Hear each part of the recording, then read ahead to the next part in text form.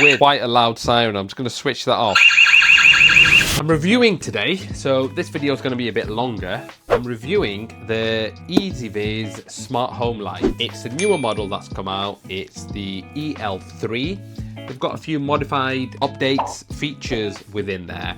So I'm going to go through it a bit more in depth than just mentioning what the features are. So I've got the unit out the box and I have powered it up. Now it is a mains unit only, 230 volts, powered up. The unit itself is a lot smaller, a lot more sexy looking, shall we say, than the previous unit. The previous unit was more cylindrical shape. This one is more oval. The camera itself is a pan only, doesn't tilt, and the unit houses a light. Now on the light, we can have some different options, which I will go through when we go into the settings. On the unit first, around the outside, the way to mount it on is you run the cable into the unit. This then clips onto bracket. At the bottom of the unit, we've got the reset button, and if I take this little cover off, this is where we can insert the micro SD card, so we can record locally directly to the SIM card. We don't have to have the cloud backup. Can do if you want to, however you don't have to with this device. You can record locally, and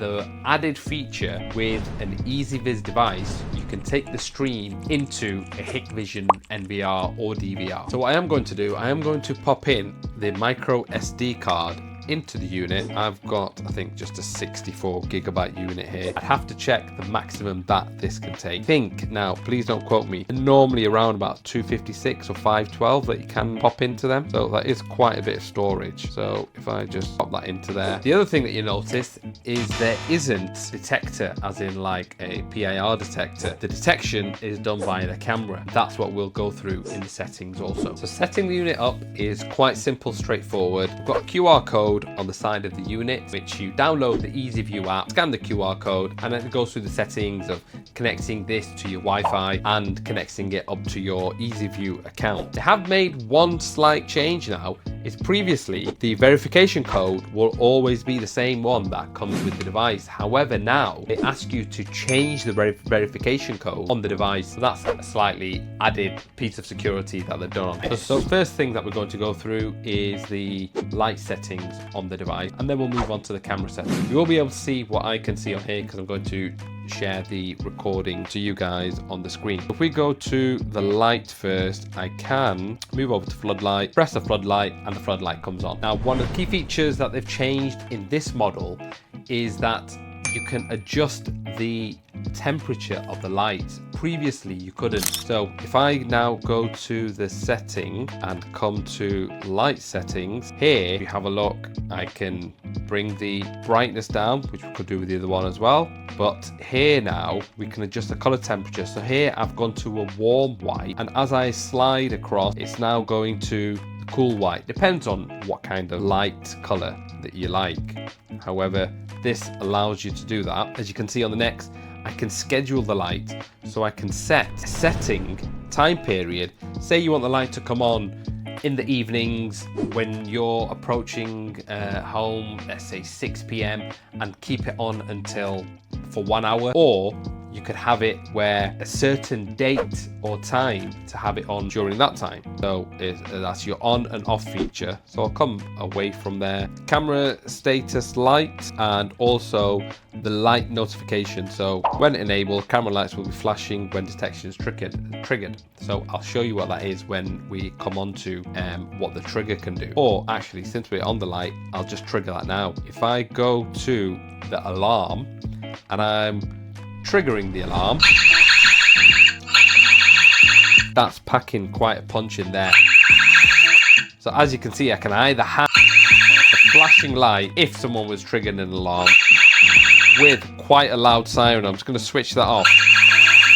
So as you can see, that is quite a loud siren, and you can have the flashing light, so it adds as a bit of a deterrent. And with the app, I can switch the light on remotely and switch it off as well as having the settings if someone was to approach the property where the unit is mounted. So let's look at now the camera. So what kind of image settings do we have? We've got your wide dynamic range, quite a good feature on there. This is image style. If I change that soft, vivid, it's like having some kind of filters on there. Day night switch, so automatic, it'll switch from color to black and white within the light level that it picks up in the camera itself. Or you can adjust the sensitivity. You can enforce day mode, so it stays in color all the time and the IR lights will be off. Or you can force it into night mode where it stays in black and white with the IR lights on. On-screen display. If you wanted the on-screen display, as you can see, it's just come up with the camera name and the date and time. I'll switch that back off. And the logo watermark, when enabled, watermark information by the brand logo will display on all videos captured, so it will show EZVIZ once we download the footage off. I'll just leave them off for the time being. And as you can see, the top corner of the image, the EZVIZ disappears. Now let's look at what settings we can do with the AI that this camera has. So I'm going to go into the intelligent detection setting at the moment, and as you can see, we've already got human shape detection, which is active. Now on here, this is where we would set up, and it's a simple case on the grid of masking out the areas that you don't want detection. Because I have got the unit inside within the studio, it's a bit difficult to show.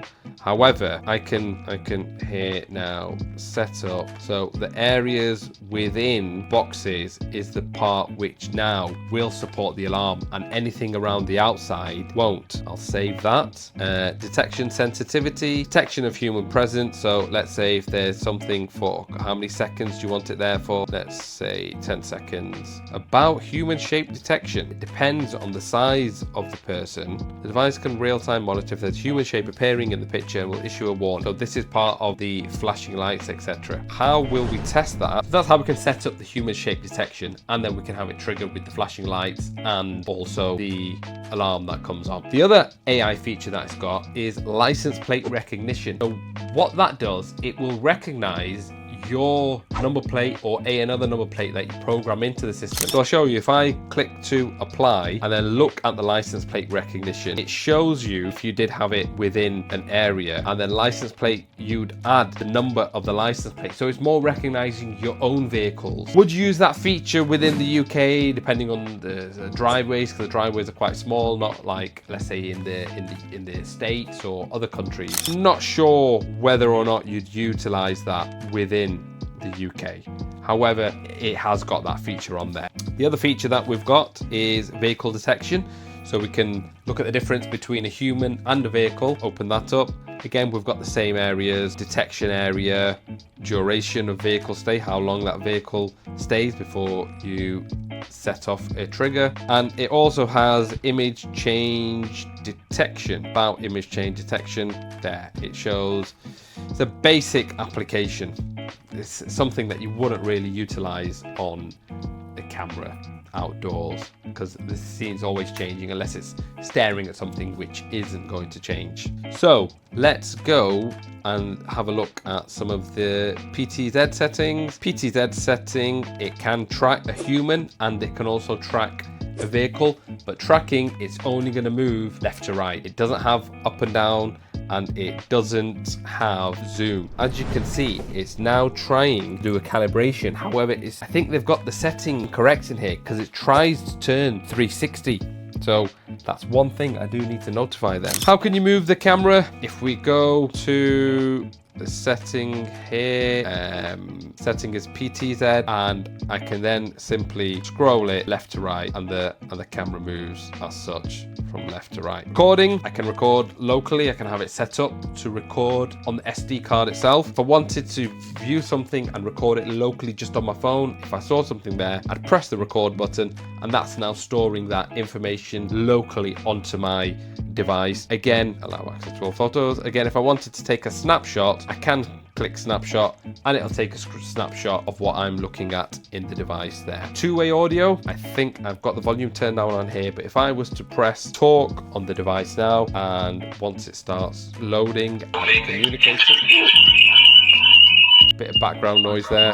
So we have a volume feature Now, we're going to get the feedback because I'm too close to it, but we've got a volume feature on here that can turn the volume on this device up and down.